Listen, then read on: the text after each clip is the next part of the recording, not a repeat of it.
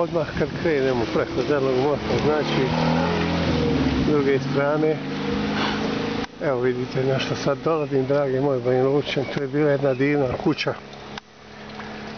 Naravno, te kuće više nema. Poznata kuća naših jelača, evo vidite, pretvorila se u novogradnju, ko zna šta će to biti. Ali eto, tako jedna po jedna kuća nestaje, a naši su tamo negdje u bijelom svijetu, ko to zna kad i kako i zašto. Više da se i ne javljaju. Predivna lokacija